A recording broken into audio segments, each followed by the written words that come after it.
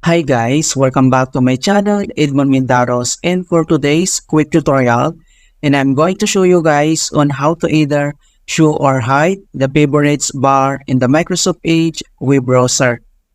So if you want to display or hide your favorites appearing underneath the address bar, and then I'll show you how to do that. And without further ado, and let's go ahead. So all you have to do is to open up on the Edge browser.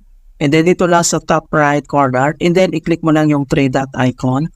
And then next step ay, kailangan mo lang select dito yung settings. So dito sa settings, and then next ay, kailangan mo lang select dito yung appearance. So click mo lang yan.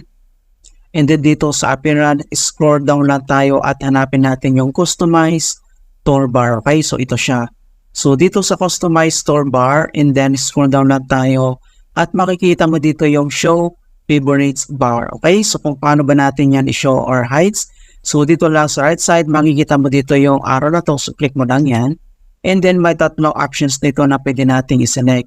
Ito yung always, never, and only on new tabs. Okay, so let's say select mo tong always. Click mo lang yan. At makikita mo dito sa taas yung favorites bar. Ito siya. Okay, so kapag select mo tong never, ayan, so ma-hide po siya mga kaibigan. Right? So select ka na dito. Okay, so ganun lang po kasimple kung paano natin i-show or hides favorites bar in the Microsoft Edge browser. And please don't forget to like this video, subscribe to my channel for more quality content. Thank you guys, and see you in my next tutorial.